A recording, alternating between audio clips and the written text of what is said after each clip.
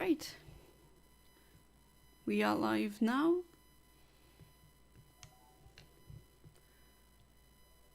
And now I'm going to have my second attempt at RNGing the shiny Mew. Let's hope that this time won't take as many attempts. Sometimes it takes a few attempts, sometimes I get it the first try, and sometimes I took hours. It really depends. Sometimes I'm better with the timing.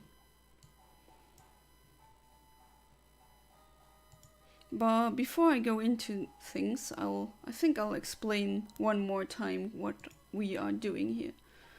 So we are shiny hunting for a Mew. It's this Mew. Now I saved in front of the Mew. This Mew is actually a event that I shouldn't have this event normally, because it was never a thing outside of Japan, so even US Americans or others wouldn't be able to get this event, except if you have other methods. There are other methods to attain this event, because the event is hard-coded into the game. It is, as you can see, my game, the game that I am playing, is in German. It's a PAL, so P-A-L, European version of Pokémon Emerald, bought in 2005. And as you can see, there's no glitches going on. It's a normal wild battle. Everything is working just as intended. And what I did was go ahead and, well, e-reader functionality doesn't exist with the PAL games. We didn't have any e-reader capabilities. So what I did was, there is a thing you can download which requires an R4 card. So an R4 card is something where you put ROMs, so read-only memory of a game, and you put it on the R4 card and then you can play the ROM. Maybe I should say this because, I mean, it's not legal.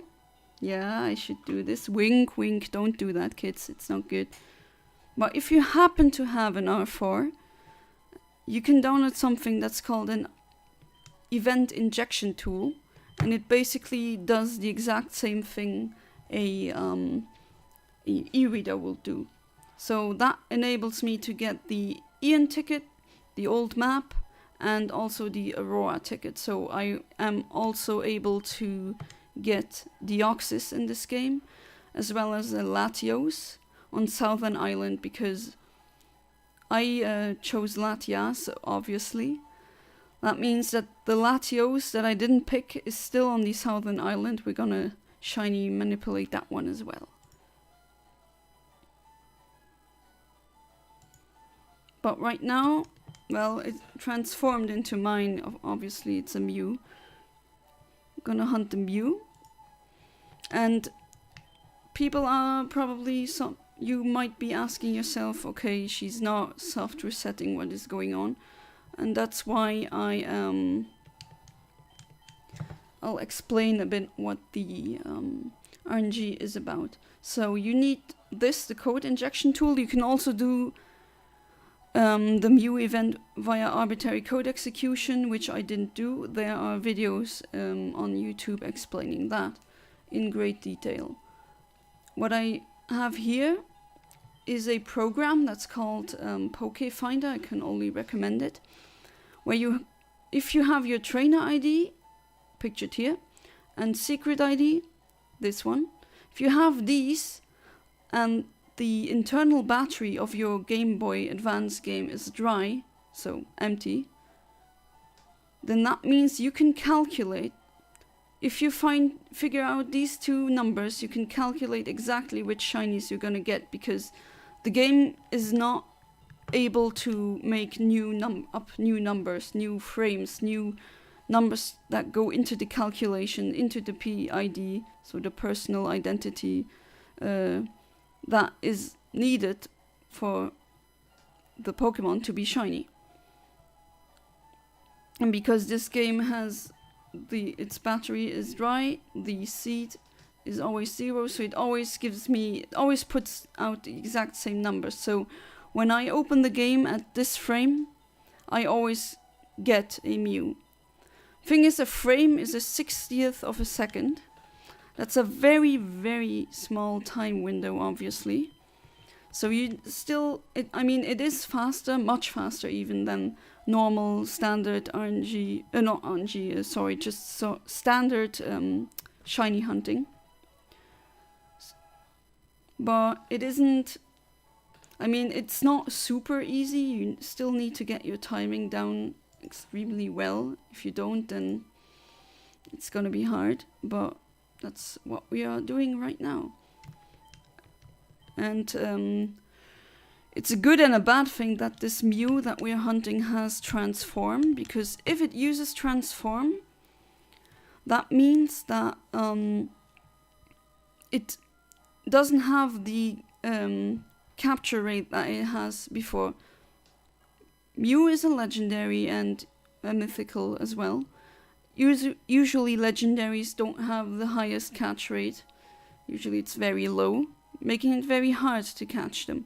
But if they transform into a normal Pokemon that you have, then they acquire said catch rate. So that's actually a good thing. But it also has Metronome, which can become a problem, because it can use Explosion.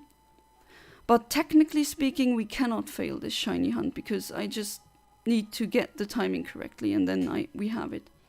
So even if I should fail it, even if that should happen, which is still possible, then we just reset and we try again. Okay, so a bit about the program.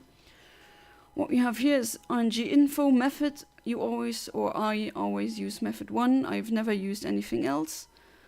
Initial advances is the frame that you start, which when you type this in, for example, if you type in 150, you click generate, it starts at the frame 150. Obviously now you can't see it here because it's looking for shinies which don't exist at frame 150, but if you can see, I can scroll down. It starts at that frame. That's the starting point, but we don't need, that was just an example. I'll put this back. Max advances is the maximum amount of frames you're willing to have in the table. But honestly, anything, this right here, this would just take too long. We'll stick with these. This red is actually the one that I am trying to get. So that's on frame 13,903 with this PID, and it's a star shiny. And the nature is always going to be quirky. And these are the IVs it's gonna have. Not too bad. HP and defense and special attack are pretty okay. Attack is bad, but I'm not going to use this Mew as a physical attacker anyway. Special defense and speed are bad, but that's the gist with these shinies. If you want good or shinies with very good or perfect IVs using RNG manipulation, I would recommend doing it in Generation 4 and not Generation 3 games. You can get that, but it's more, let's say, complicated. You need another method, like the painting method. If you can also look that out on YouTube, there's YouTubers like I'm a Blizzy and Papa Jeffy who have done tutorials on that. Maybe I'll try it in the future. Let's see how it goes. Here with the filters, that's just typing in the IVs you want, and I wouldn't use this if you want a shiny, because these shinies are usually not going to have a very good IV or not really good IV stats.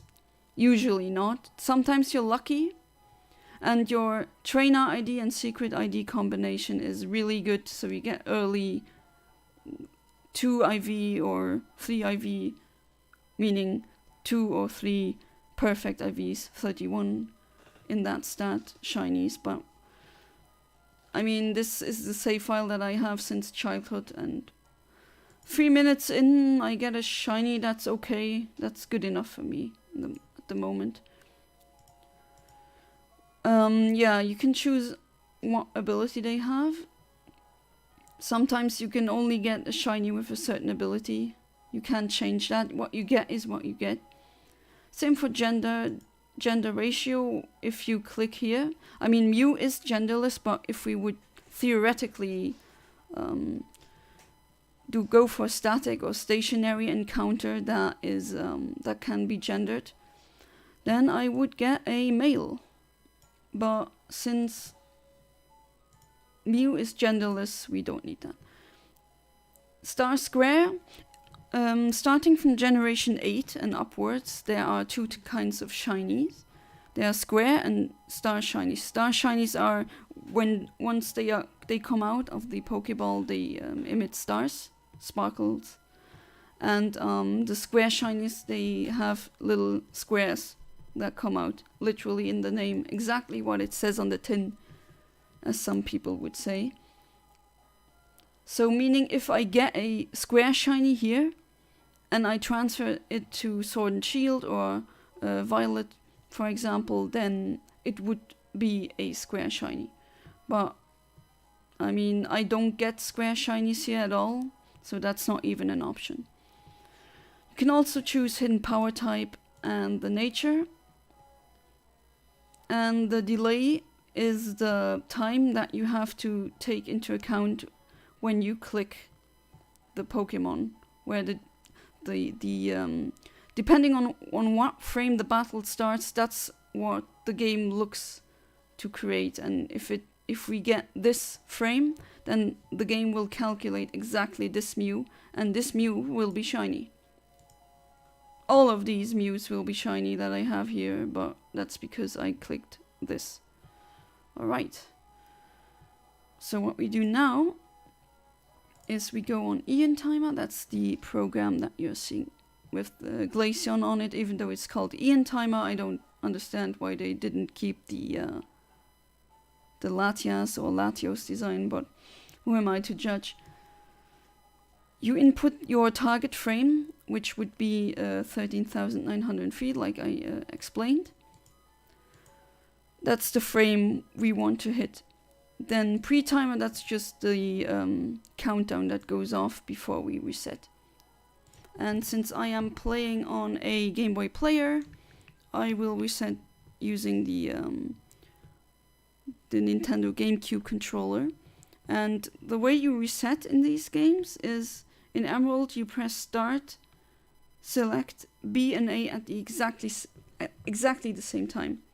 And it has to be down precisely under, it's just 1/60th of a second that you have to get the timing in correctly. And well, let's start.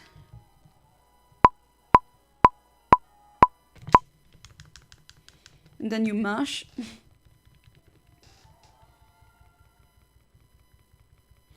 It says the internal battery has run dry, but that's exactly what we want actually.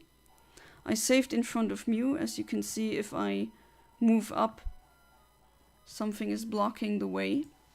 And that's Mew, because when you enter here, Mew just doesn't want to have the standard encounter. No, Mew wants to play a little game.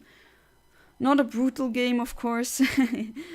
Maybe I shouldn't have phrased it that way, but it wants to play a little game of tag, and you have to tag the Mew.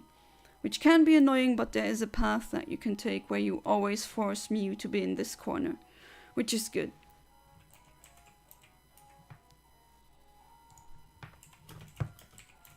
And now we wait for the timer to hit 0. I have a pre-time, it's not a pre-timer, but it usually flashes 6 times and beeps 6 times to let me know that I have to get the rhythm down correctly, and press A at the exact same frame where it hits 0.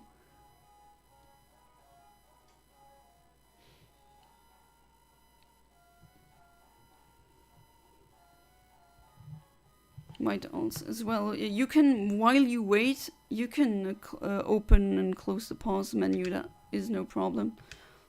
Maybe quickly showing off my team. Voyager 1, very standard, very good. Sword stance and double team and all that. False swipe. Of course, a RNG manipulated shiny. Then another manipulated shiny. I have a lot of these. Which uses sweet scent and is also a HM slave. Very practical. And Ginger is also a RNG shiny. They tend, you can see the nature is always the same because the earliest wild encounter shinies that I get are all female and they are adamant and have the exact same IVs. This one is just a HM slave, and pickup is a nice ability to have. And then my Smeargles that can help me catch Mew and anything else that will be hunted in the future. I have only adamant Pokemon in my team, even though the last one, Francisco, named after a moon of of the planet Uranus, or Uranus, more. It's more, the pronunciation is more correct if you say Uranus. I don't think I need to say why. Is also adamant, but that was more luck than anything. 30 seconds.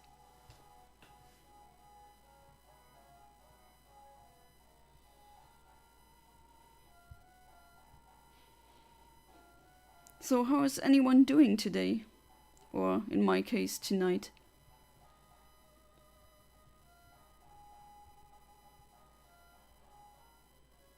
Ten seconds left.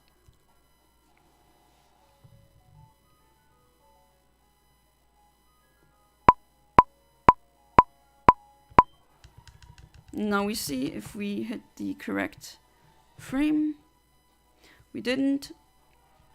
First time is usually not the correct one. What you can do, and I think I will demonstrate this again. Should I? Yesterday we tried, and I tried to explain that you can, if you don't know the frame delay, you can try to deduce the frame delay by trying to calculate which Mew you got if it's not shiny, then using Pokefinder to reverse engineer which frame you hit on, or the frame that you hit. Then you put this into this box, from in timer you hit, I don't know if I should have, maybe for example I hit frame 13,000, then I would subtract that from this and put that here. But that's not the case, and I know that the frame delay is exactly 121, so we will try again.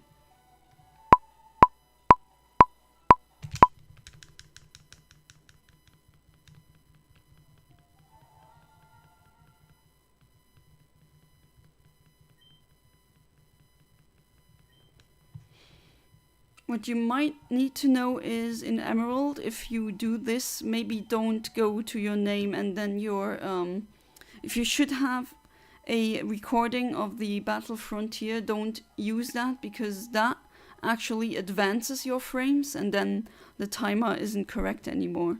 So just a warning, if you didn't know this, you shouldn't. You can even save before, because while the countdown goes down, because the frames always start at the exact same when you reset the game. Doesn't stay at the frame that you saved on. That's the quirk of Emerald's RNG. But during that time, theoretically, you could do anything. I would recommend that should you try to check what your frames or your secret ID is, and turns out that you have to wait 5 or 6 minutes for a shiny, maybe I would consider then trying for a new save file, because always having to wait for 6 minutes is actually And it eats up a lot of time, and I would suggest maybe getting either a new game or, I mean, that is hard nowadays, especially if you want to do it on retail. Might also mention that I'm currently playing on retail. No emulators or anything. It's on an old OG GameCube with my trusted Emerald cartridge that I have since childhood.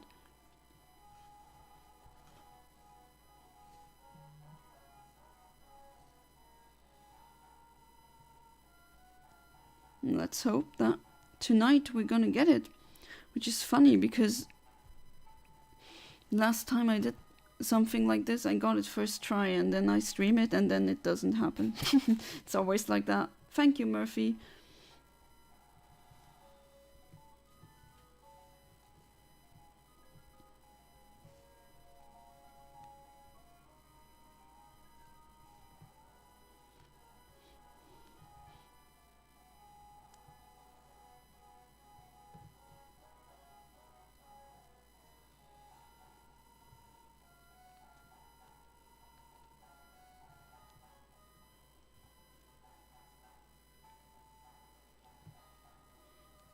We have under a minute left.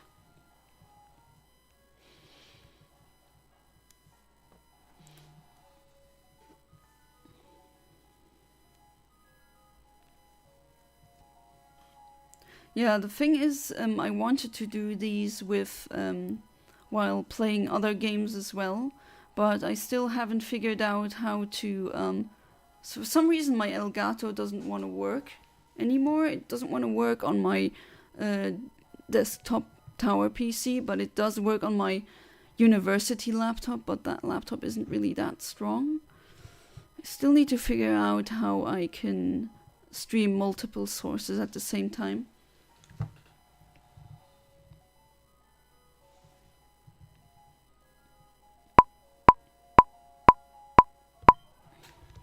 Hey James, I'm still glad you could make it.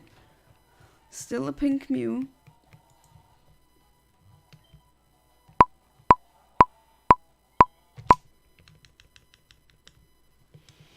Well, aren't you starting work tomorrow?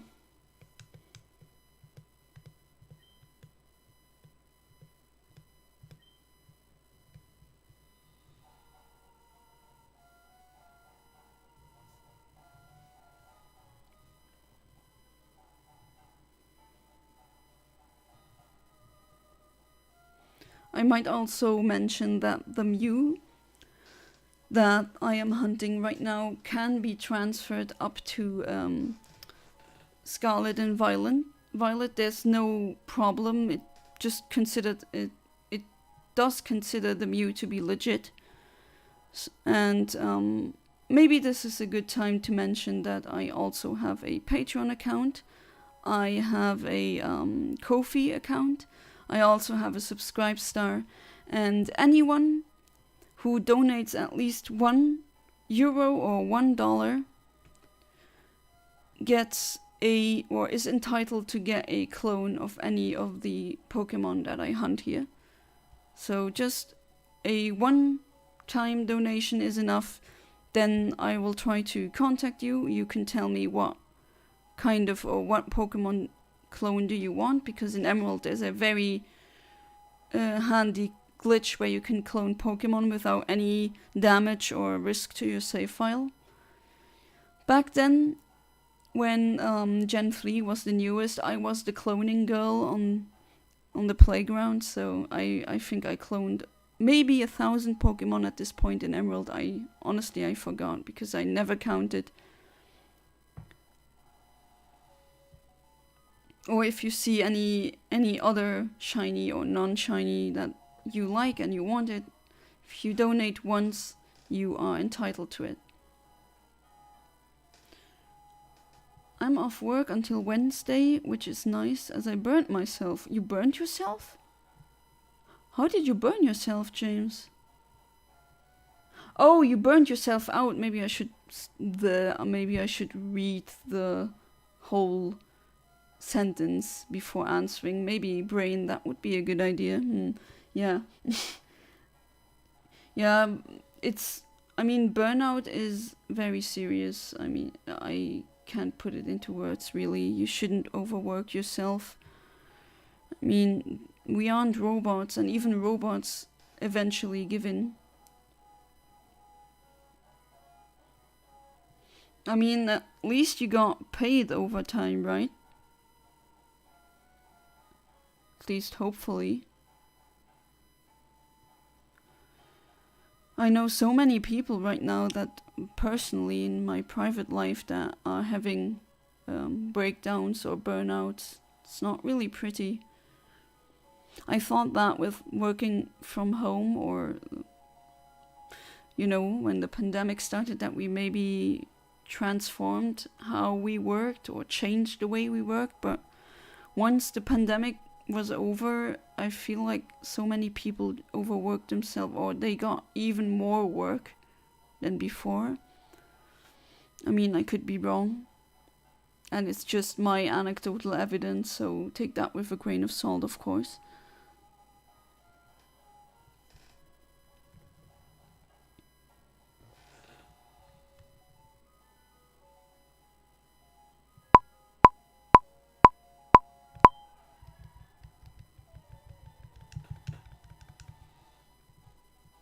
And it's pink again. I'll be honest, yes, I got paid overtime, but it's the reason why I was working so much is because I wanted to save up for a trip to Germany for New Year's. Yeah, overseas trips are very expensive. Took me ages to realize my mental health is more important. Yeah, you're not the only one, though.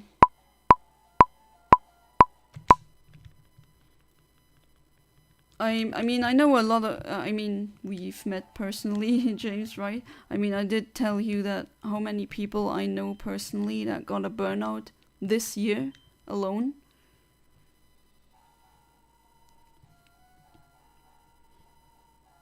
And also talked to a lot of people that quit because they couldn't handle it anymore. Having a job is good and all, but you only have one life. Health is a fickle thing. You should always be happy when you're in a good state. Because once it goes down, it usually doesn't come back up.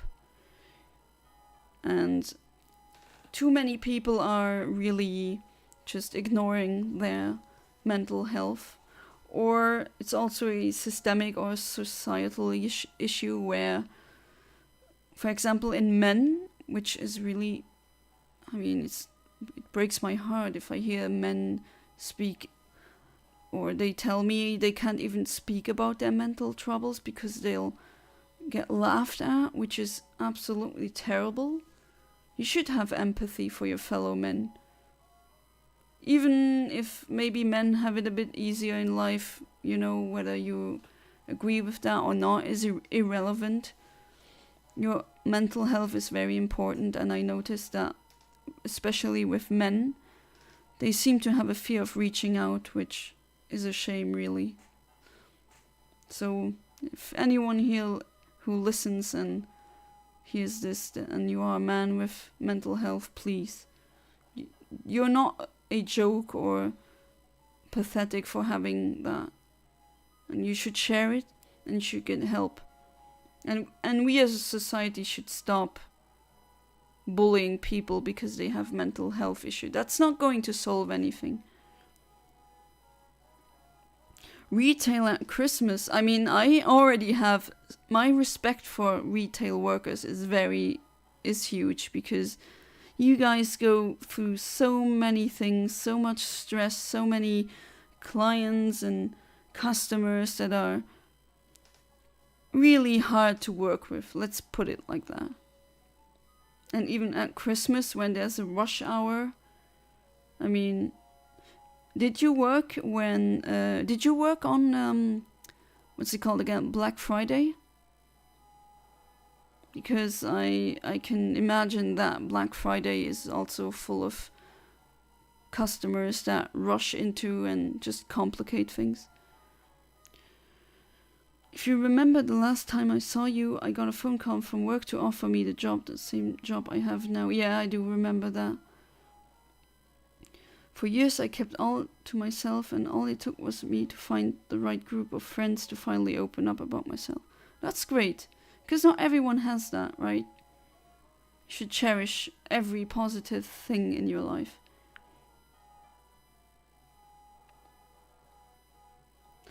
Did work Black Friday, but since my store is mostly food, we didn't have any special deals.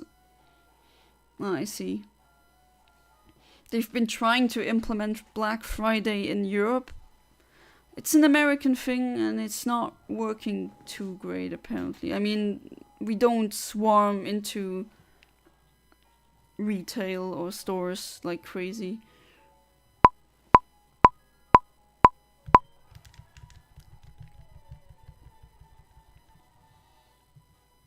Nope, still pink.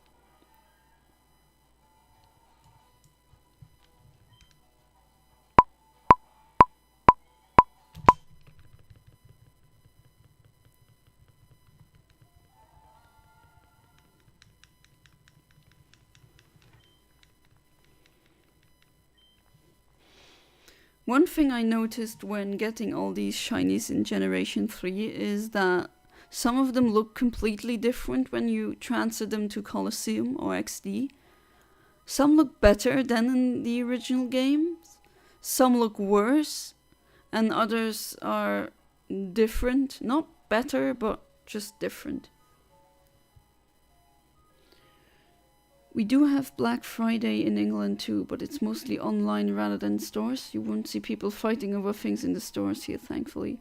Yeah, I mean, I could be mistaken again, but I believe that is a US American thing only. But I did read about deaths occurring even at Black Friday sales where people get trampled, which is extreme. Imagine losing your life because someone else wanted to buy something. That would be quite terrible.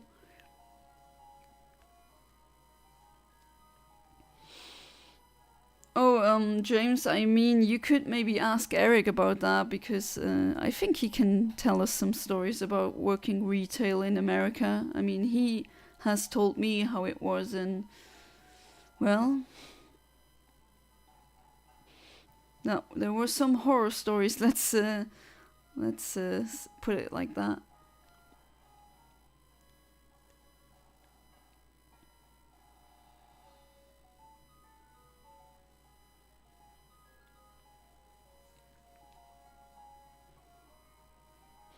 I mean, the online market thing, isn't that Cyber Monday?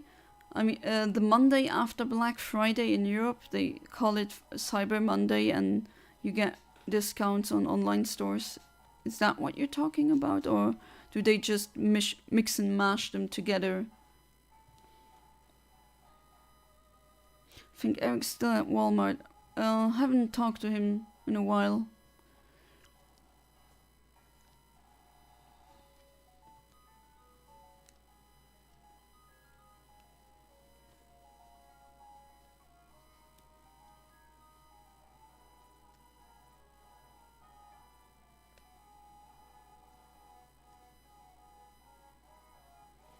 So, James, are you? So you are free tomorrow, which is must be nice.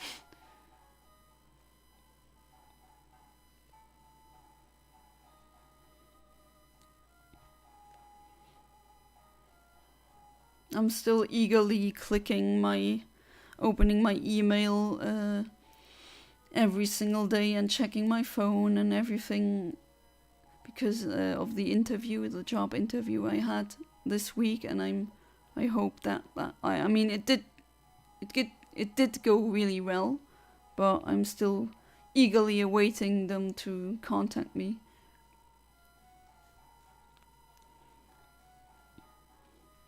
Free Mondays are the best Mondays, am I right?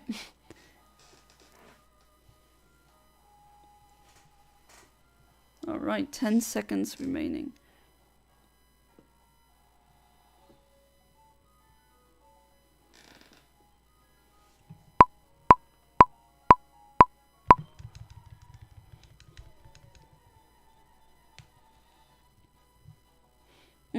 still pink. Free tomorrow, but heading to London for an extreme concern. Our band from the 90s, who only come to England once every few years. Glad the interview went well. I think there was something with your autocorrect there, because you're heading for an extreme concern.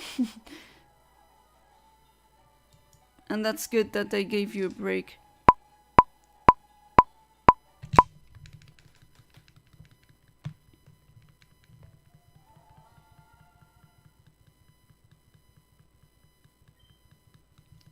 I was about to say, don't you think don't you meant a con?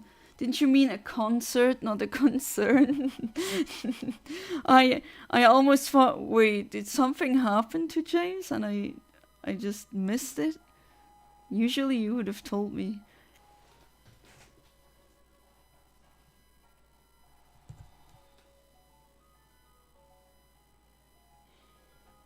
They did a thing called More Than Words, which was pretty popular.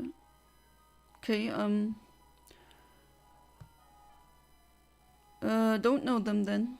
But enjoy your concert, just as I have enjoyed the concert I went to a few weeks ago in Holland, and it was Climax, which was really good, like always.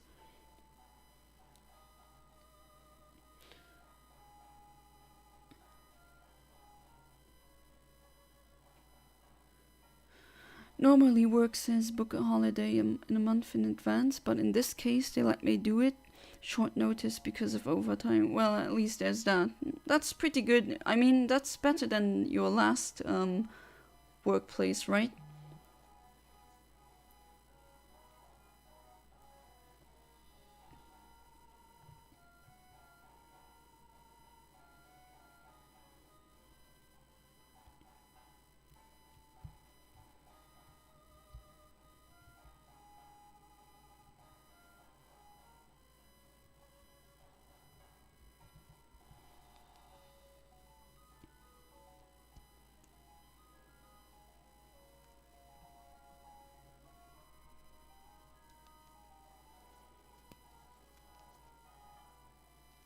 Initially, they wanted me to do a 6 a.m. to 2 p.m. tomorrow. It was a nice surprise when I saw it was put down as a day off instead. Well, that's good. I mean, if it would start at 6 a.m., you wouldn't be watching the stream right now because it's late where we are. Oh, today was also great. I went to that, for those who don't know. In Germany, sometimes they have, in a place called Saarland, which is in Germany, they have a retro or anything retro market where you can buy old Nintendo games, consoles, also Sega, anything really. I mean, it's the only place where you even see very obscure consoles, such as Intellivision or something like that. And today there was something like that again, and I now have every single DS that ever came out, including 3DSs and 2DS, that every single DS that came out in pink, I have it now. So my collection is complete. I also have every single Game Boy that came out in pink. So every single pink handheld is now my my bucket list check has been made. 10 seconds remaining.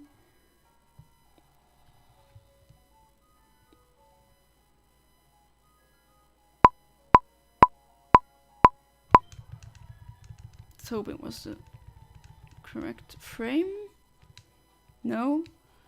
Honestly, I could go to bed at 2 a.m. and still get up at 5 a.m. for an 8-hour shift. I would be broken. I just couldn't do that. I don't know how people do this. Okay. Why isn't there no visual cue anymore? Sometimes the program just gives up. I did not tell you to tick.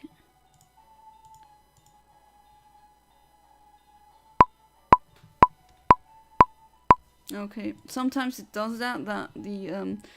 Usually I do audio and visual cue, but sometimes Ian Timer just gives up, so I open it, close it again, because that's the old computer saying, "Have you tried closing it and opening it again?" And yes, it sometimes just works.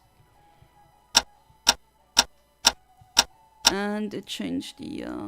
I don't want the tick. I like the pop.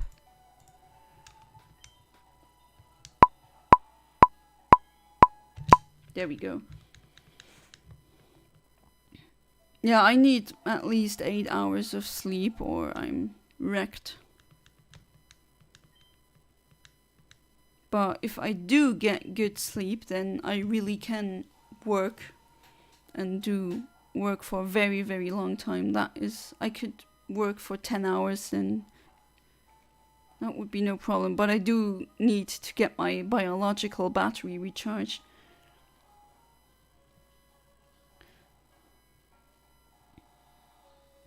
Yeah, that's where you bought the 95 laptop, exactly. Oh, I can't do that crashing thing. If I do that enough times, then usually when I crash a few times, like you said, then my body says, okay, no, stop, there's no way, and then I just can't. I act like a zombie then, I guess. I mean, I'm not eating people's brains, obviously.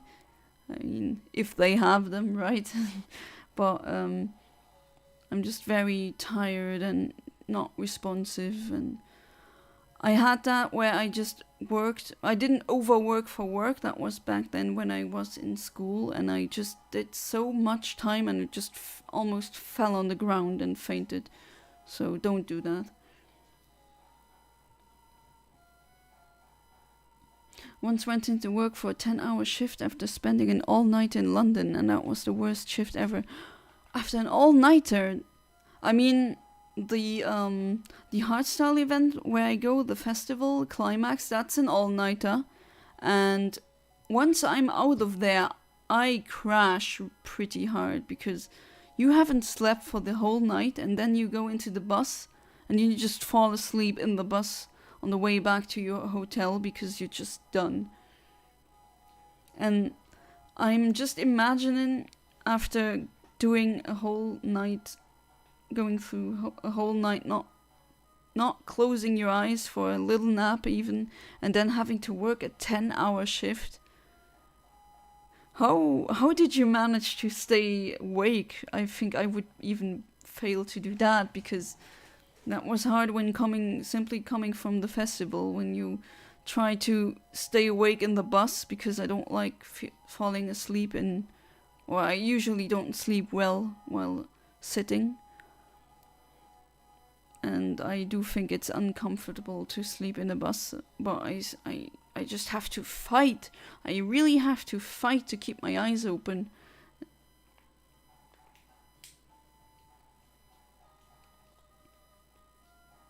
But some people just deal with lack of sleep much better than others, I guess. I know some people, they flex for some reason. They brag about being able to only sleep for 4 hours and that's enough. Even though I believe most people are lying, because people that only need 4 hours of sleep are, if you look at the studies and the medical data, are actually very rare.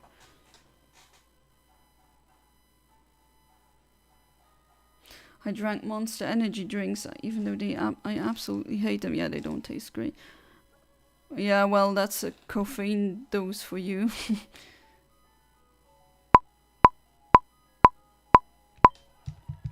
Come on, let it be the blue Mew. I'm gonna name Blue. And I blew it. Ha.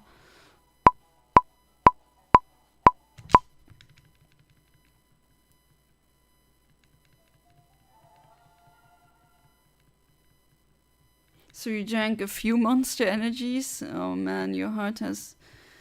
I bet your heart was jumping up and down like crazy.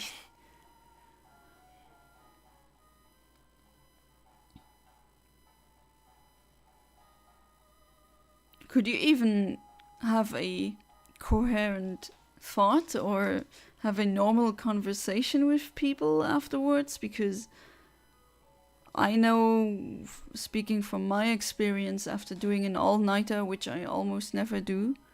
I mean, I don't do it on my own because I like to sleep. I can't compromise with that. My body just says no. Either you're getting enough sleep or brain.exe has stopped working. It's either one of these. So pick one, and I usually always pick get sleep. Yeah, caffeine is known to give anxiety attacks. That is a common side effect of caffeine. No, not just because of the pills. I mean, I know some coffee addicts who are in a state of constant anxiety.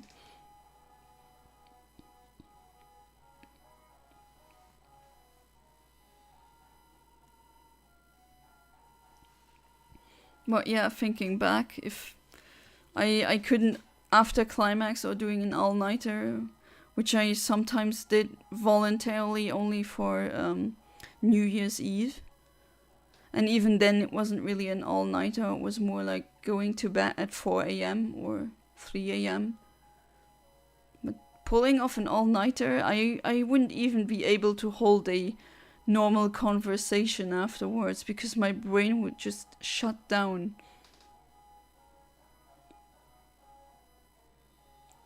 Still impressive that you could do your job and go home and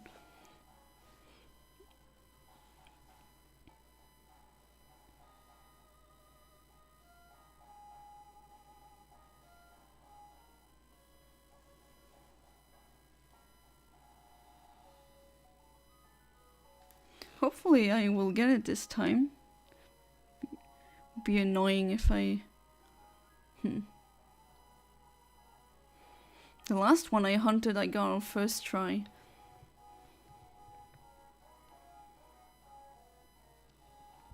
But I am kind of... I mean, the static or stationary encounter which you have to select for this one, which are all the Pokemon that you can click in the overworld and they react. That's a static or stationary encounter. And also the why not egg that you get from the old lady in this game. And also another static or stationary encounter would be if you would hunt for starters, or which are the Gen 3 starters you get at the beginning of the game, and also the starters you get at the end of the game, post-game. Should you complete the national decks, you can get the Generation 2 starters, you can RNG those as well. I haven't touched them in this game, so I will also attempt to get a shiny Chikorita this way.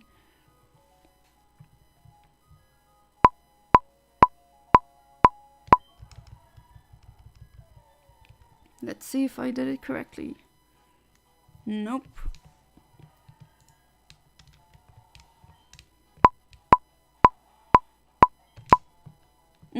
Didn't register. Sometimes you press the buttons and it doesn't register fully.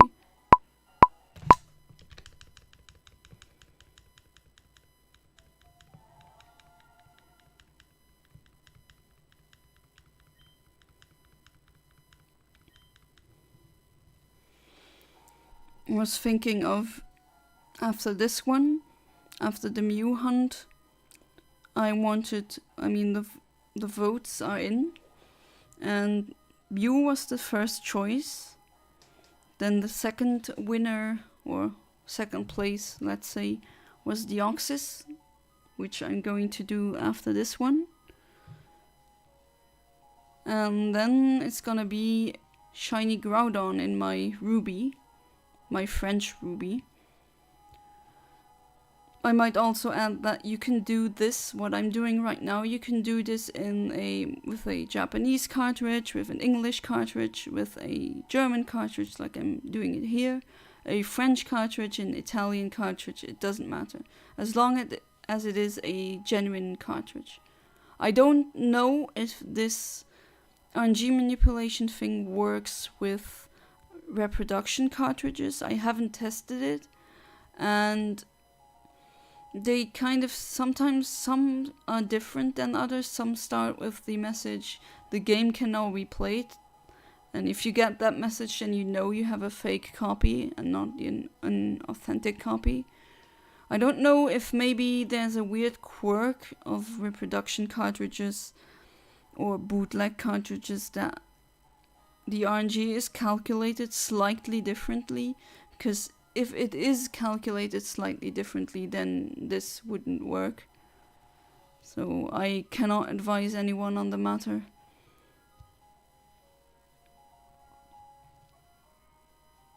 I do have I actually have 3 reproduction cartridges, because I wanted to test out what they were compatible with.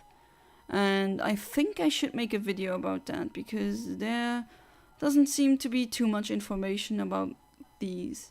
For example, I have had to answer the question, does it work if you connect it to Colosseum or XD? And the answer is no, because Colosseum and XD recognize that the cartridge is not authentic.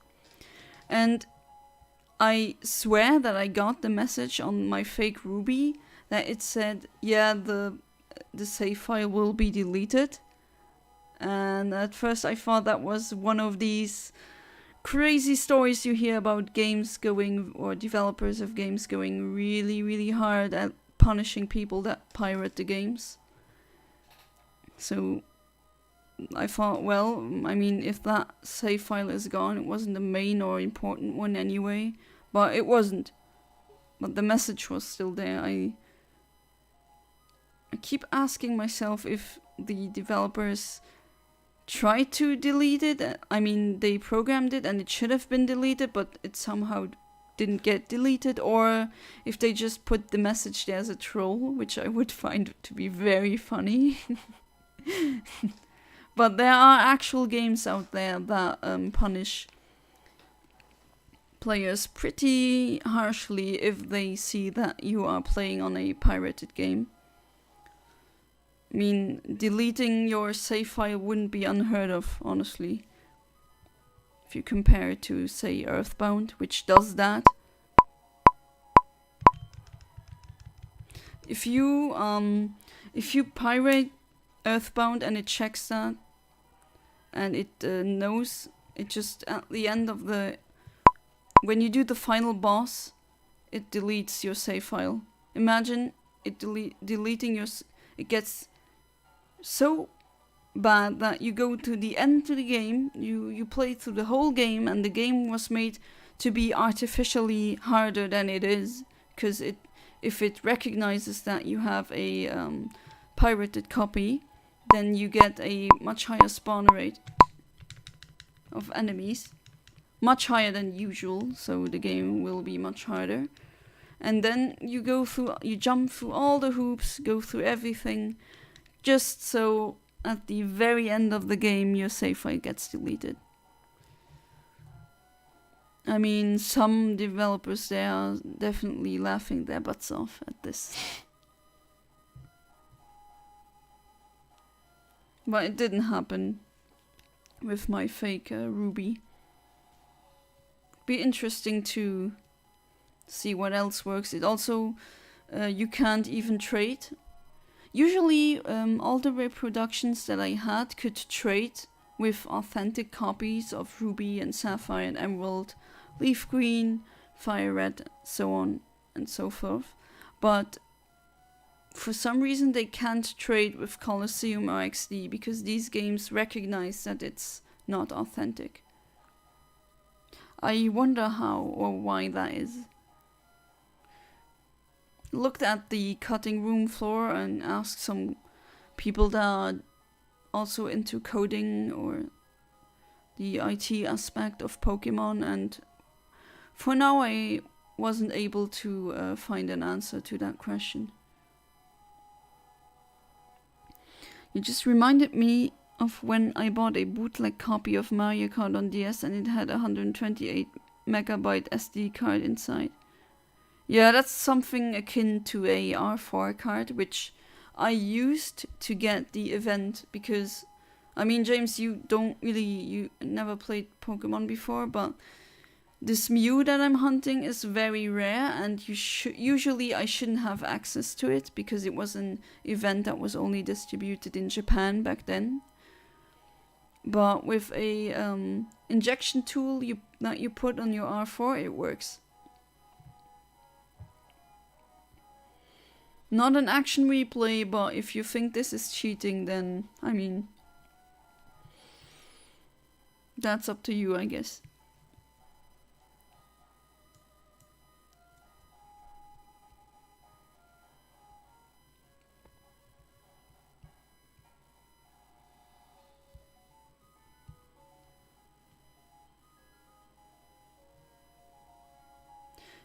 It's a shame that you weren't there, James, today at the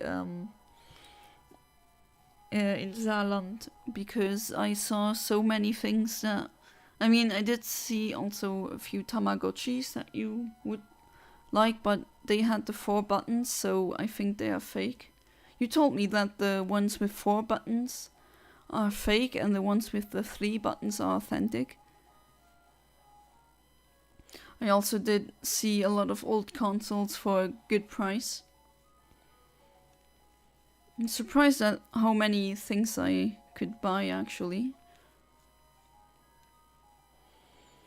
I have a game card. I've got 1,000 games in one. I'll bring it with me next time I come to you because it's cancelled in a gigabyte micro SD card.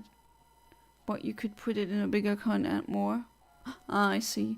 The ones with the 4 buttons were always the knockoffs. Yeah, I saw those. I think my brother also had a knockoff as a child because it looked different than the one I had. The one I had was authentic.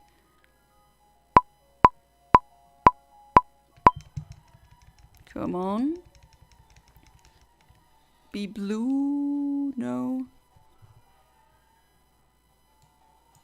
Wasn't the fake one with a lion and some weird animals? Did you keep the Tamagotchis you had alive? Yeah, they are alive. I'm a good mom.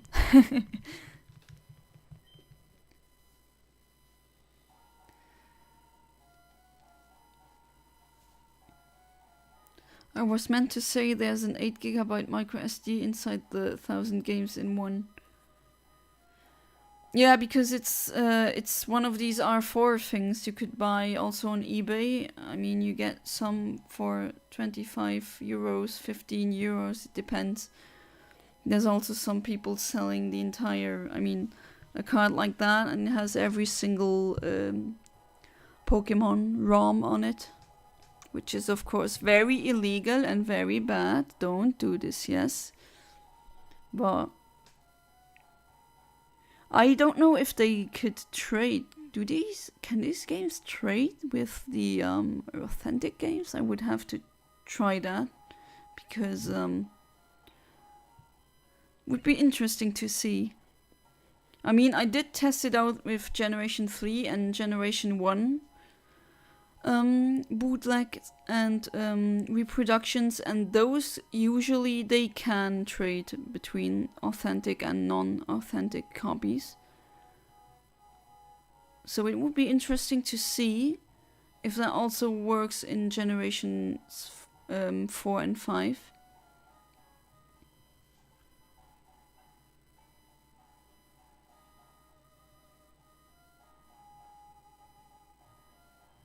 I know that I will have to test that because my curiosity will get the better of me, I just know it. Yeah, I mean, I do have one as well, but yeah, we could try that. I mean, it would be interesting to see if they can trade. Unfortunately, you cannot have this injection thing that I use. You cannot use that on fake copies, so those cannot have the event.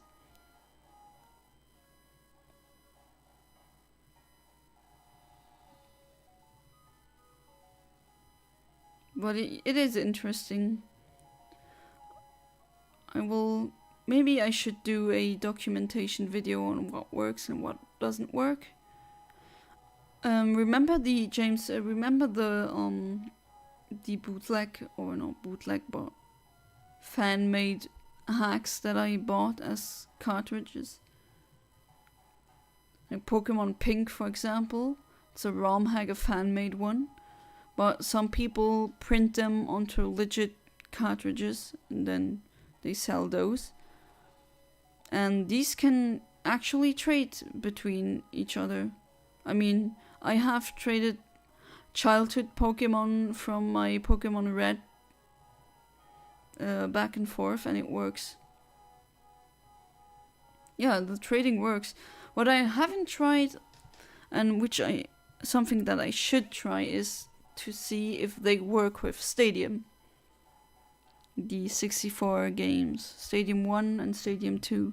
That would be interesting to see. Because some of them are just Pokemon Blue or Red or Yellow with minor changes.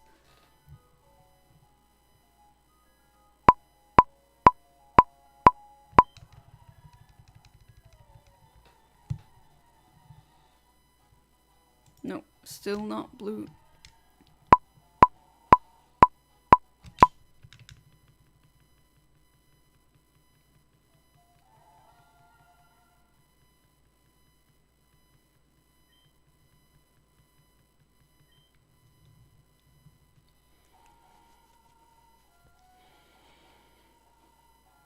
Do you also have that holiday that is today? I mean, where I live, it's the first, they call it the first Advent.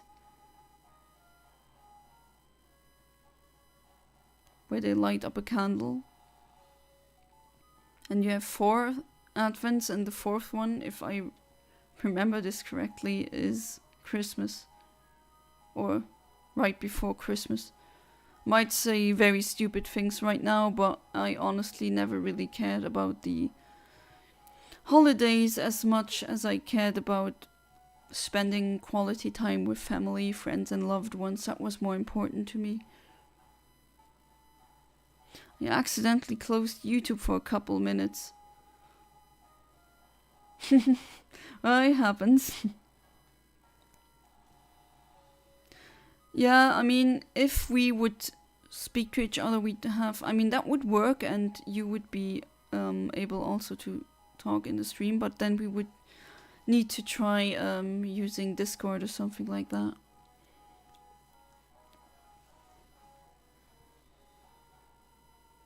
Which, if or should the interest arise, I will probably make a Discord server for this YouTube channel.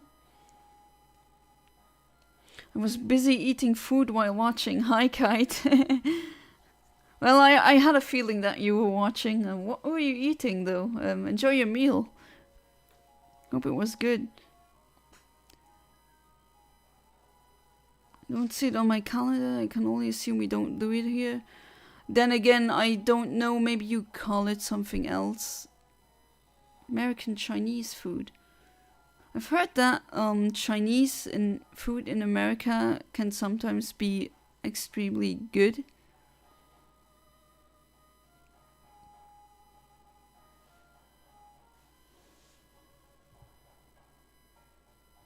I like the Chinese fried rice with chicken. That one is usually my pick when I go eat Chinese. Well, it's like in Europe, some Chinese restaurants are very good and others are not so good. In fact, one restaurant in Luxembourg gave me food poisoning, actually. I mean, I didn't die, nothing happened. I just was really ill for a day, and then... Well, I don't need to explain, but the contents exited my body, let's say it like that, and let's just leave it like that, honestly. But no, that wasn't so well. I'm never going there, never going back there again. Still think about the mango chicken sushi from Luxembourg. Oh, the one we had in the south, yeah. That one is really, really good. I also still remember how it tasted. You know what? We should go back, no? Shouldn't we?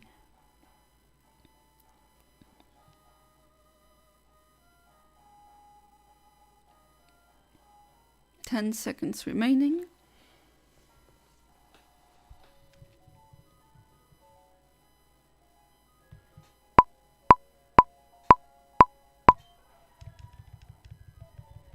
Let's see if we hit the correct frame. We didn't. Usually I should get it down by now.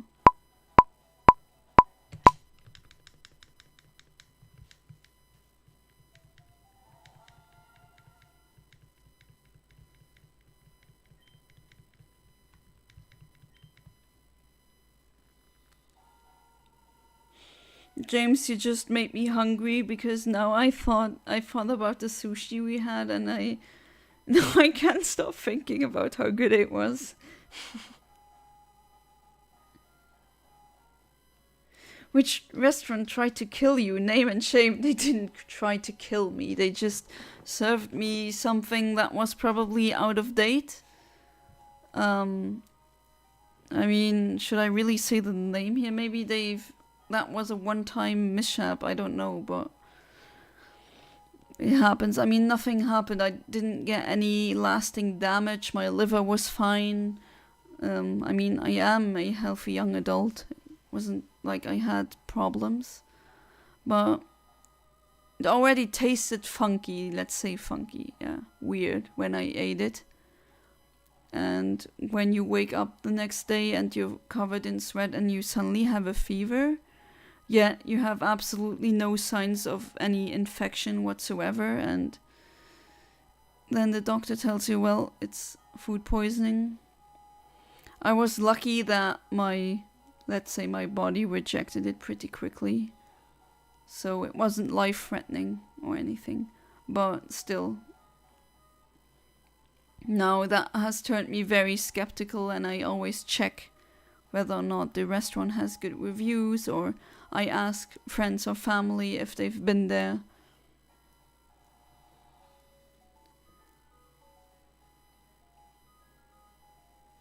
As I mentioned, I'm always happy to return to the same place and can't go all the time like you.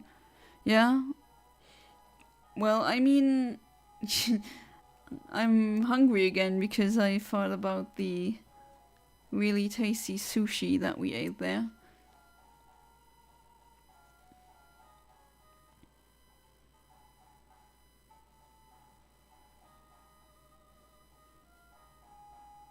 Also, I ask around. No one I know around here knows what raclette is.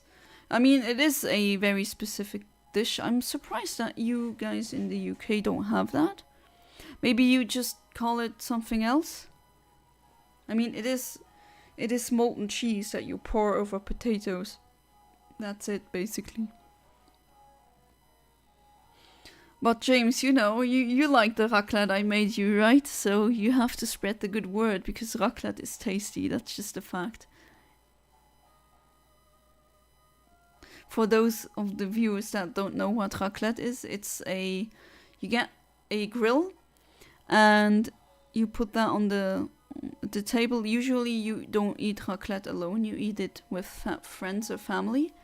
And you get a little pan, and inside that pan you put your cheese, which is called Raclettenkäse in Switzerland, which translates to just raclette cheese. And it's a special kind of cheese that melts just in the right way. So you put it in the pan, and you put the pan on the heating element of the grill, and you wait until it's molten, or enough liquid, not too liquid, but enough that you can pour it over your potato, and then you eat it. It's really, really good.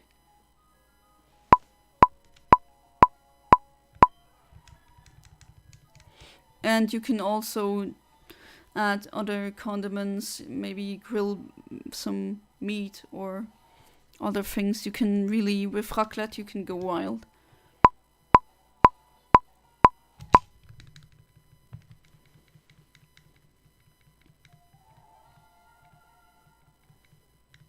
And for those of you who've never tasted it, you should I mean, just give it a Google. It's written RACLETTE, and then you can check for yourself. The images alone are enough to make me hungry, that's for sure. But I always tend to overeat when I eat raclette. Because you just end up shoving so much cheese in your mouth that you don't realize how much you eat sometimes. Will there be a way to stream the SNES if you wanted to? Yes, I could. I mean, right now I'm not using an Elgato, I'm using a Dazzle. And the Dazzle is hooked up to my desktop PC via USB. I also have 3 Y splitters, which splits the red, white, and yellow signal from the GameCube. So it has 2 outputs. One goes into my TV so I can see what I'm actually playing. Because if I use the screen on YouTube here on OBS, my software, then that's a lag. And I mean, it's always a few seconds behind, and I cannot do proper RNG manipulation when you're always a few seconds behind. That doesn't work. And yeah, that's my setup right now. And the streaming software uses OBS. Theoretically, I could plug in the SNES and also stream that. Yeah, that is possible, definitely possible. Could also stream the Nintendo 64 that way. For the SNES, I have to maybe do some cable management and try to see if I need a specific splicer or splitter, something like that. But with everything, let's say like the Wii, I could also stream the Wii, because the Wii also uses red, white, yellow component, I think it is called in usually, or SCART sometimes as well. But with HDMI I have a small problem, because I did want to stream with also something from the Switch, but my Elgato just doesn't want to work on my desktop PC, which is a problem, because I have recorded using my Elgato in the past, and I have to use my laptop that I used for university, and that one isn't too strong, or apparently it's not strong enough, because the footage that I recorded got kind of corrupted, and that was not so great. So until then I need to figure out what exactly the problem is with why my desktop PC won't accept the Elgato. 64 was awful. Well, yeah, it is. I mean, that is a spicy opinion, let's say, but yeah, it is also, I think, my least favorite Nintendo console.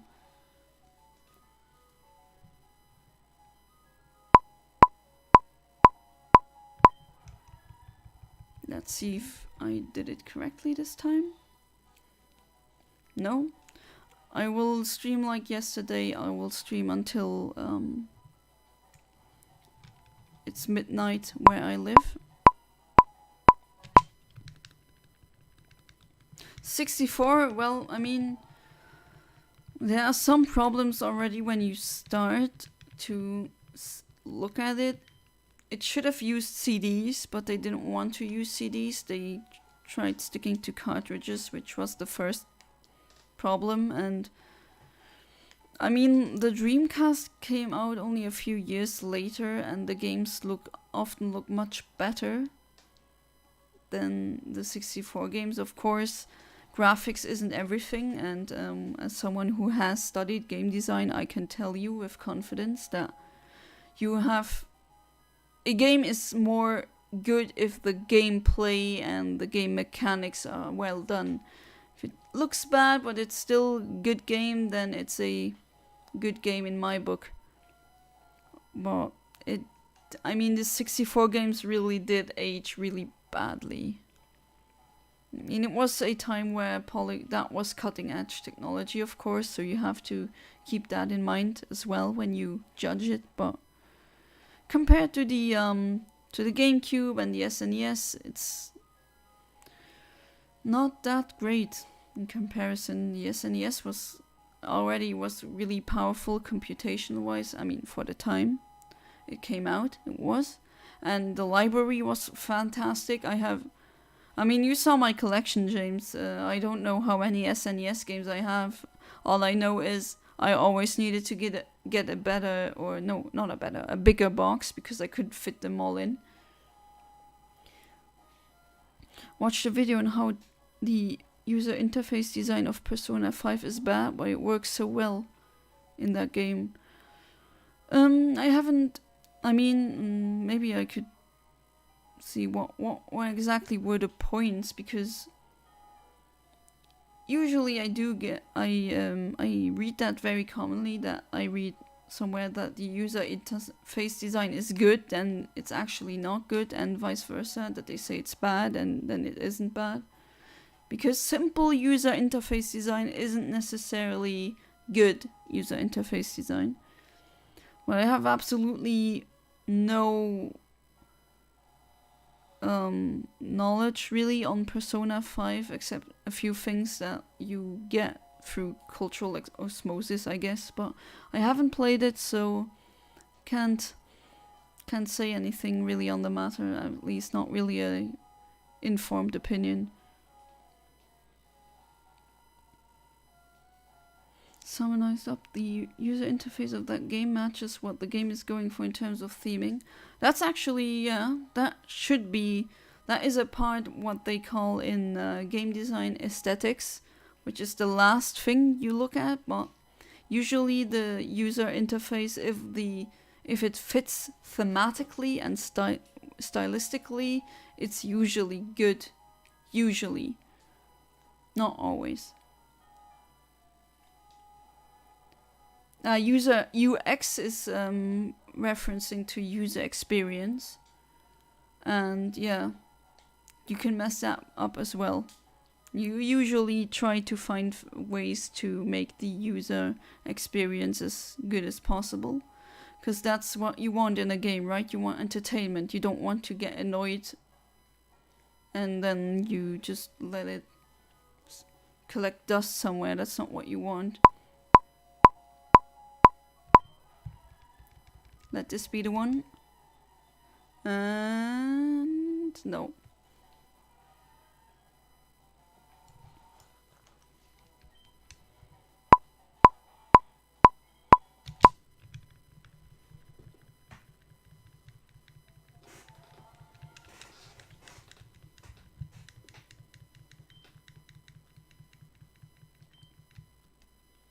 In what console have you played it, Kite? The Persona 5. Don't know much about Persona, except that in one game there's a messed up boss that's just a malformed body of a human with tons of limbs where there shouldn't be limbs, and some creepy woman looking, or creepy woman's head on it, and if I'm not mistaken, it has some phallic imagery thrown in as well. So there's that. I know that is a thing in Persona. I also know the cat character, and the rest of my knowledge, if you can even call it knowledge at this point, of Persona comes from Smash Bros. Ultimate. That's it. Oh yeah, and I know that it is a turn-based RPG. All the demons are based off creatures from all religions.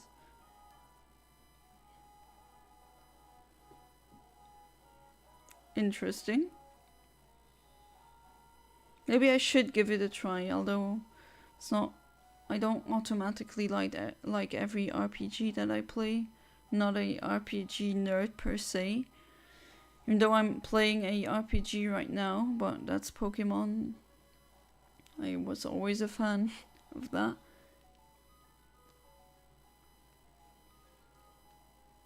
Demons from Christianity, Hindu, Buddhist, etc. Oh, okay.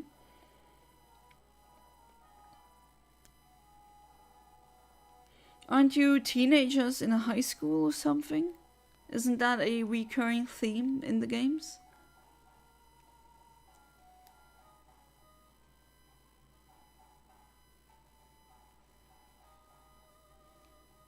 Japanese people and their high school tropes.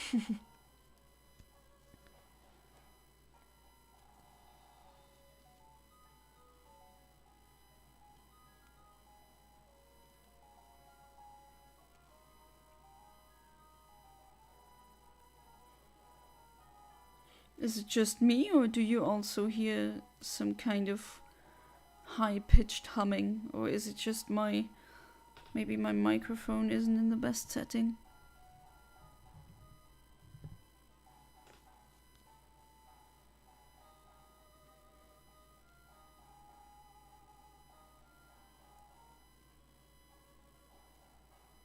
Yeah, unfortunately, RNG is also waiting around a lot. That's why I also wanted to stream a few games simultaneously, but I didn't really get it. I didn't get it to work yet. I still have to figure out what the problem is with that. I'm currently using OBS and a Dazzle. I do have an Elgato, but it's the very old one, very old model.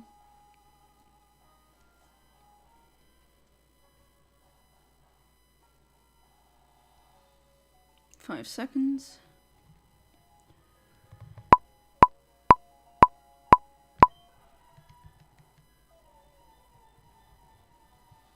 You also hear the humming? Oh, that's so I'm not alone. I don't know where it's coming from.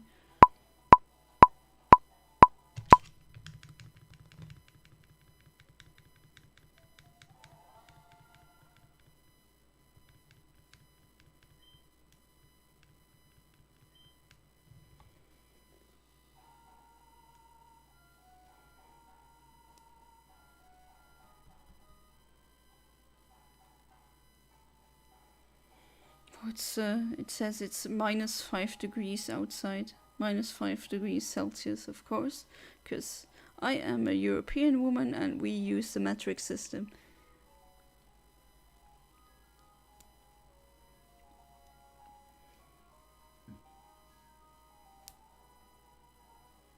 It's also really cold today when I drove to Germany with my husband. And we actually drove through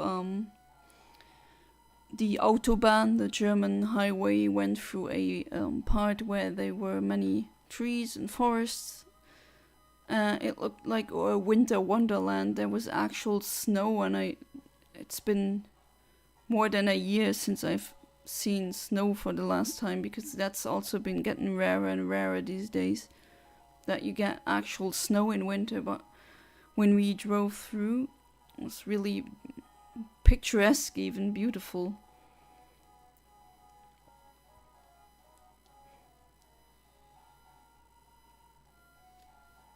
But I don't like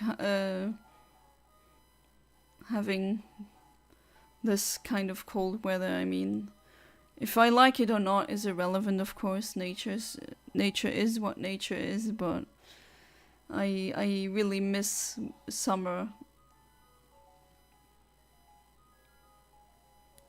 8 degrees Celsius, that's pretty warm for December. How come we're minus 5 in Luxembourg and in the UK it's 8 degrees? Isn't the UK usually colder than Luxembourg? Because you are surrounded by the seas, you usually get the cold northern winds that go across the shores. Did you get photos of the winter wonderland? No, because I was driving. And I do not use my phone and drive, and my husband was asleep in the car, so...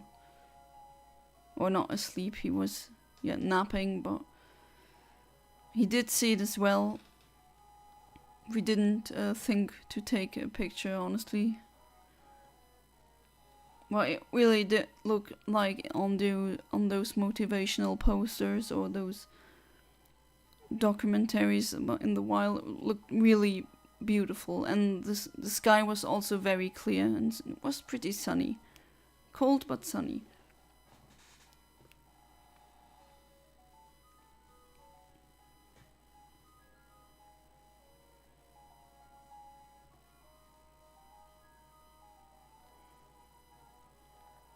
And it was also pretty. I mean, I could feel while I was driving how the roads, how slippery they were, so I adjusted my speed accordingly, of course.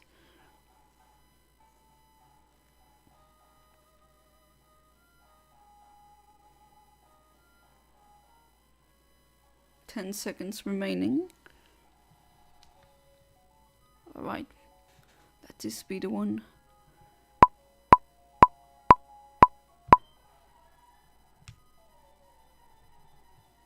Let's see.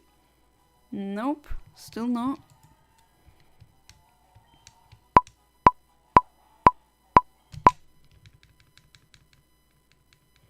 I kind of regret not taking a picture, but then again, when I drive, I do not touch my phone under any circumstance.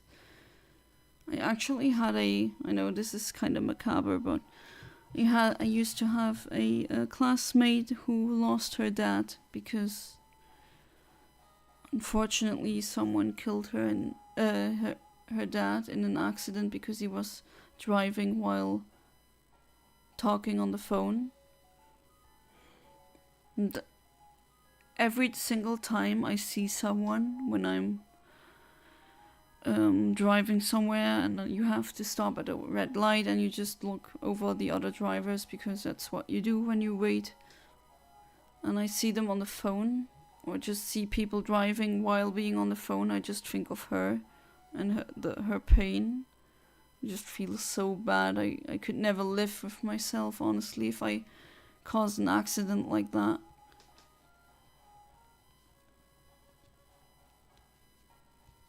Ah, yeah, when we drove through Eiffel, yeah. Eiffel is nice, yeah, it looks beautiful. I mean, there are more beautiful places in Germany, but maybe for another day we could drive there because Germany is huge. You shouldn't underestimate how huge Germany is. I mean, maybe to a North American they would say that's cute. It's not even the size of put state here, name here. But for us Europeans, it's a big deal.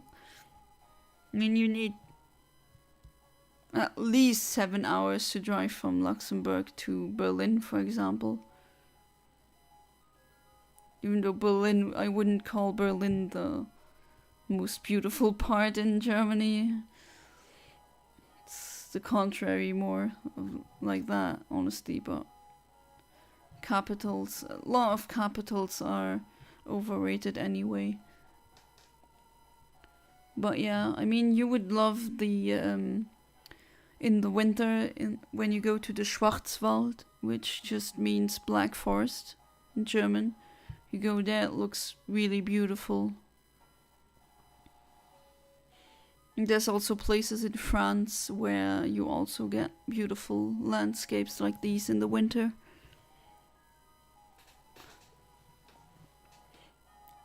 Although I do prefer being outside when it's nice weather. I'm just not a winter person at all. I'm already feeling more tired because now the sun sets at like 17, way before 18 even, or yeah, I'm using military time, so the sun sets before 5 p.m. or around 5 p.m. and I don't know, maybe it's a bit of seasonal depression, but it just makes me sad. It's not like in Animal Crossing though, where you basically have a whole day that's just night. And on the summer solstice in New Leaf, for some reason they thought that they had to program it in the way that, oh yeah, we have summer solstice, that's the longest day in the year. That is astronomically correct, but what is not correct is that it's 24 hours day, which, no. That's not how the sun works, and that's not how the orbit around the sun works. And that's not a shiny Mew.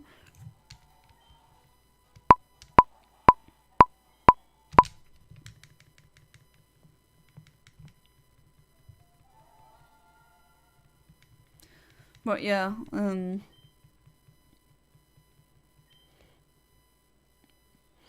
it's a bit demoralizing that right now the sun sets at 5 p.m. already.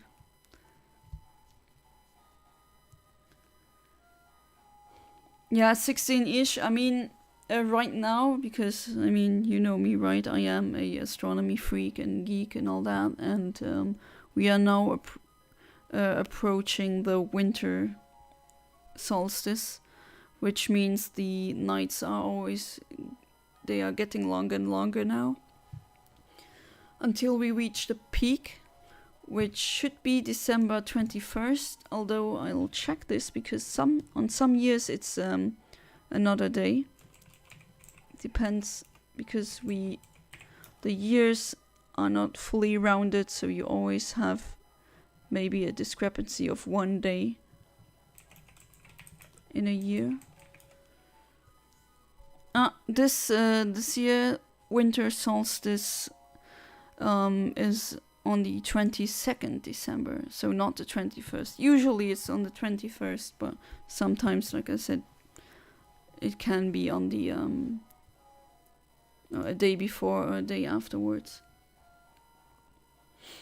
Yeah, I know people in Finland that go like, oh, already at 2 p.m. the sun sets, and it just stays that way because they have polar winters or polar nights and polar days. If you go to the top up north in Finland, you can see that. It's a weird effect that you only have at the poles, where it looks like it's a eternal twilight and the sun is just hanging there. I recommend seeing this once in your life. Also the Aurora Borealis, which is absolutely breathtakingly amazing to behold in person.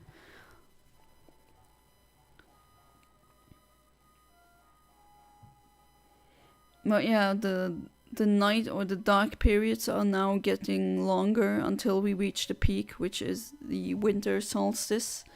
A very specific part, where the very specific part of the orbit that the Earth has around the sun.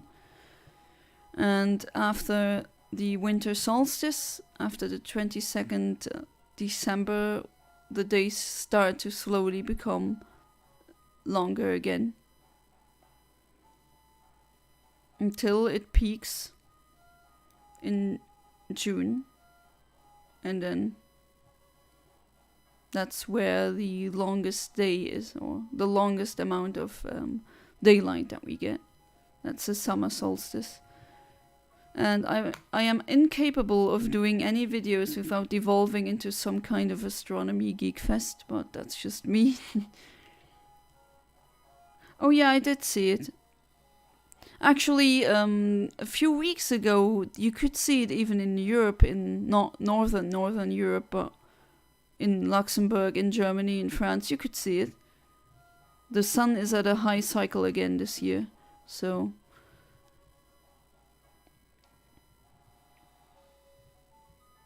I'll answer you, James, when the countdown is done. The other thing I mentioned was the polar night.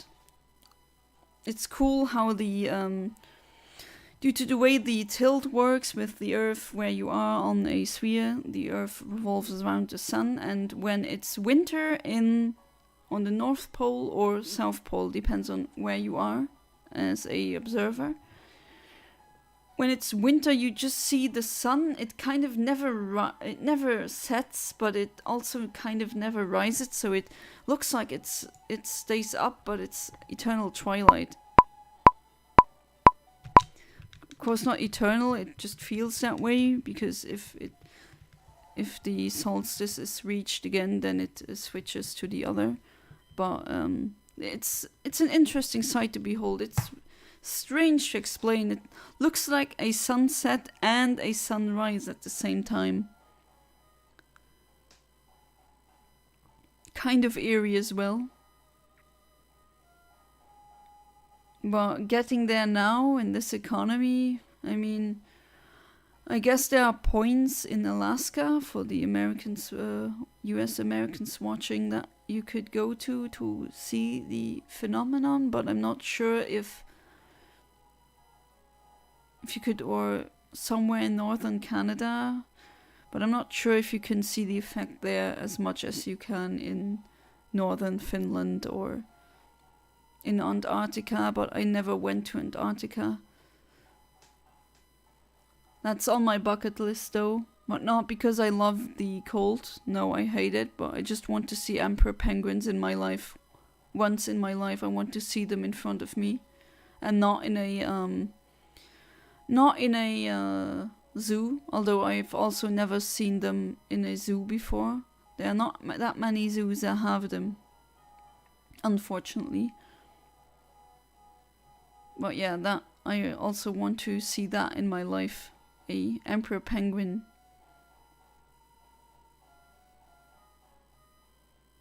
They don't even fear humans because they do not have any land predators that look like us, so they just assume that you are a very strange looking penguin, which is absolutely adorable.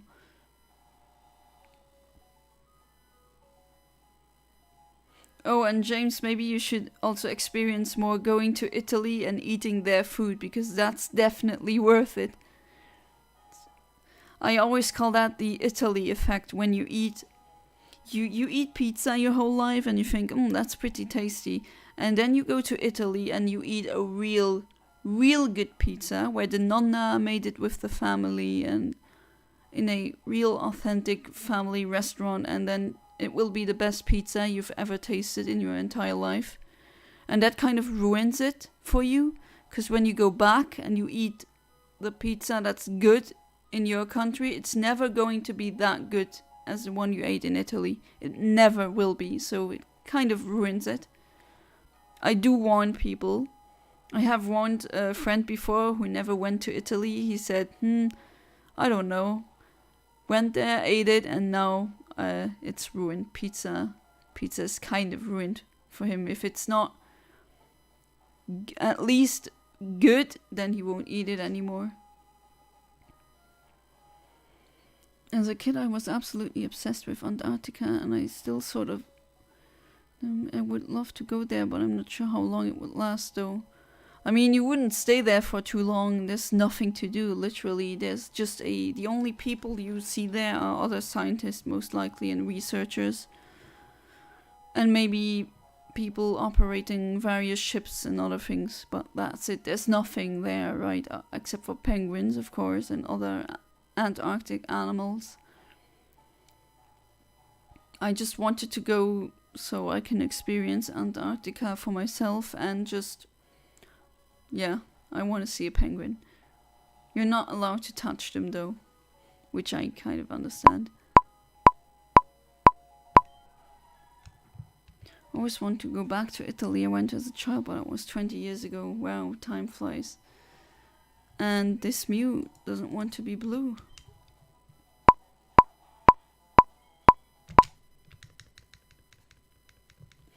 Yeah, that's the Italy pizza problem. I have warned you, and maybe to some it will happen. Also know a US American who, I mean, he's wealthy enough to go to Europe trips, and he went to Italy, and now he can't eat any Domino's or Caesar's pizza because he has tasted the real pizza in Italy, and now everything else just doesn't compare. I wonder if it's the same thing for sushi in Japan. If you go to Japan and you eat really, really high quality sushi, would you go back and be disgusted at the sushi at your home place?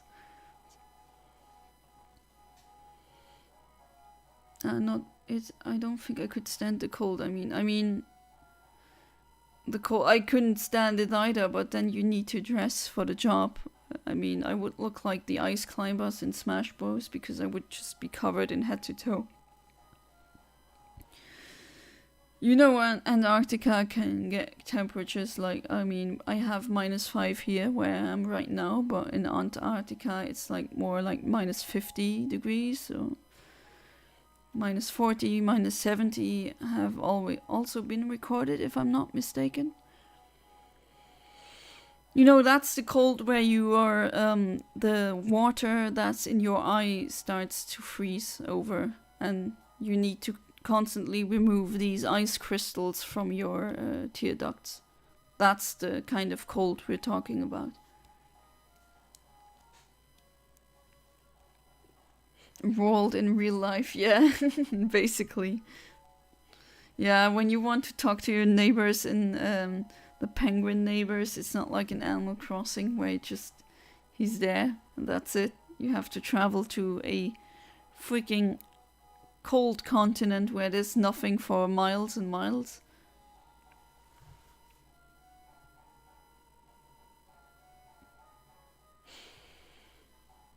But yeah, I mean, I couldn't afford it right now, but Australia, I also want to go to Australia once.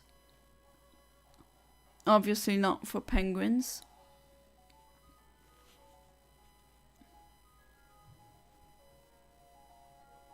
Japan is also still on my bucket list, but I need to save money to go there because if you want to have a good experience in Japan, you do need to pay, at least for a decent hotel.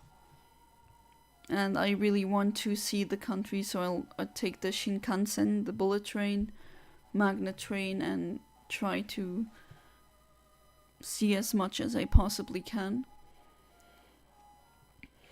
Tokyo and all that is great, but I also want to see in the Hokkaido region, for example, that is the northern region of Japan, which also Sinnoh of Pokémon is based off on. If I'm not mistaken, it's Hokkaido, the northern part. And they have really good onsen, so hot tubs, basically. They have that there, and when I watch the videos about how they look like, how they're maintained, I immediately wanted to, you know that feeling when you see something on the screen and you like it so much you want to just go through the screen and be there. The Ring style, but in reverse and not horror related at all, I guess.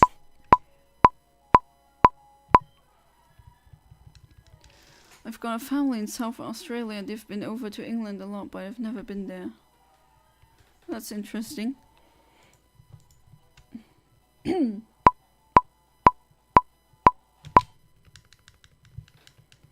Well, Australia is a colony or a former colony of the UK, so I'm not that surprised that you have family there. I wouldn't know if I had family there. You have family in Italy, obviously. Well, Italy is by far not that far away as Australia is. I mean, the furthest away I've been in my entire life was my honeymoon, where I flew to the Maldives. That was the furthest I've been away my entire life. And that's Asia.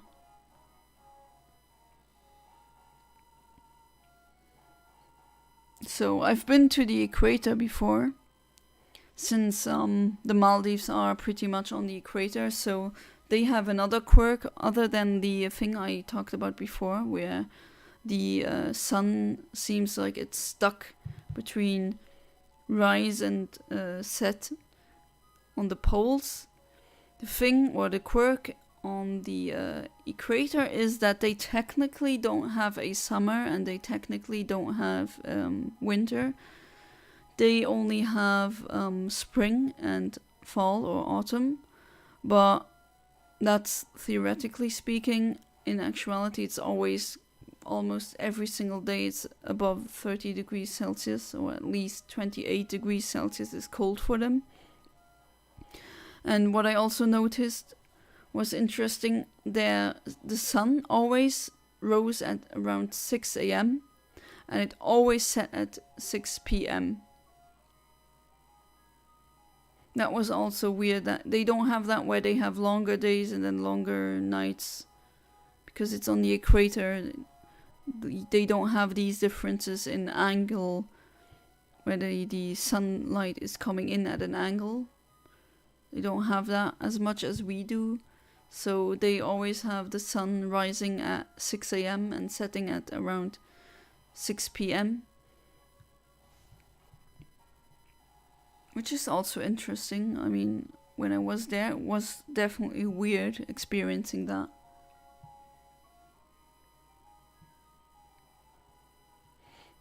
It also got really, really dark because unlike the cities that I'm used to in Europe, they didn't have as much light pollution, so I saw the southern constellations for the first time in my life. I saw them with my own eyes and not in a book or in a video. And that was also for me as a hobby or amateur astronomer very interesting, because I saw constellations that I never get to see in Luxembourg or in Europe. And it was also kind of de-orienting, because usually I check where the polar star is, and there's an easy trick also to see. You always have to check for the Big Dipper. But there was no Big Dipper in Maldives. At least there is. I mean, the constellation still exists, but you couldn't see it from there. That was definitely strange. Come on. Please be blue. No. Okay. I'll try one last time. And this one doesn't work, I'll continue, of course. On another day, though, I'll have to check when. But seeing as most of my viewers are currently from the US, maybe streaming late, I mean Central European time, will be the way to go.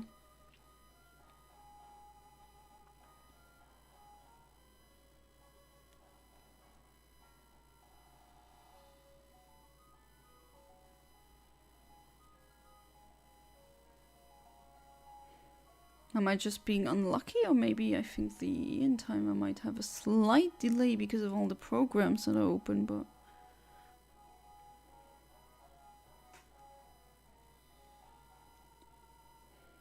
Shiny Mew is really... I mean, that's one of the shinies that are not messed up when you transfer them to Colosseum or XD. They still look... the Mew still looks blue like it always has.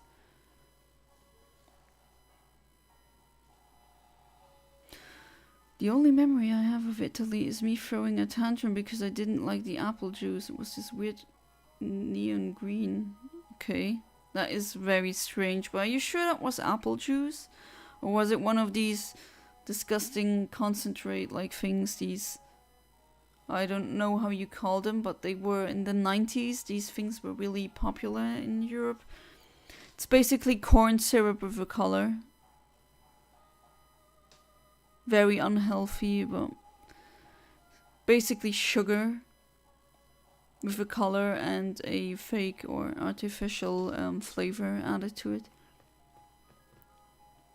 Put my straw in upside down. Oh, you mean with the part that you bend down? Well, there's some bottles where doing that is the preferred method, actually. I know I was surprised when I learned about that the first time, but apparently with some shapes of liquid containers, putting the straw inside upside down, let's call it like that, is better, apparently. Also remember this pizza place whose business card we kept for years in case we went back, but we don't have the card anymore. It was amazing. That's a shame. If you remember which city it was, maybe we could find it. The fact that I still reminisce over a Italian pizza after 20 years. Yeah, that's what I'm trying to tell you guys. I mean, Italian pizza really changes you. You eat one that's really so good, it changes the standard that you have for pizza. And that could potentially ruin some pizza that you've been eating before, and now you just don't like them because they don't compare. They simply just don't compare. As for apple juice was probably what you were talking about. I don't know, I'm just taking a guess, because usually apple juice is not neon green in Italy, because I mean I've been to Italy over 30 times now. Stopped counting actually. And I've never drank anything like that. When I ordered orange juice in Italy, it was not orange juice, apple juice was the standard apple juice that you get anywhere else.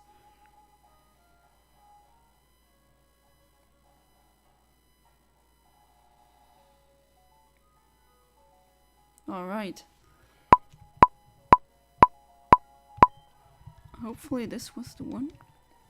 Florence or Tuscany, that's where we stayed. Oh, those two are very good. Unfortunately, it's not a shiny. But, yeah, it's getting late now. I think I've been streaming for quite a while now. We'll try again, like always. And until then, I thank everyone, every single one of you. Thank you for attending my stream. And we will try this until we get it. And after we get the shiny Mew, we will try to get our hands on a shiny Deoxys. Until then, take care, keep safe, and until next time, goodbye.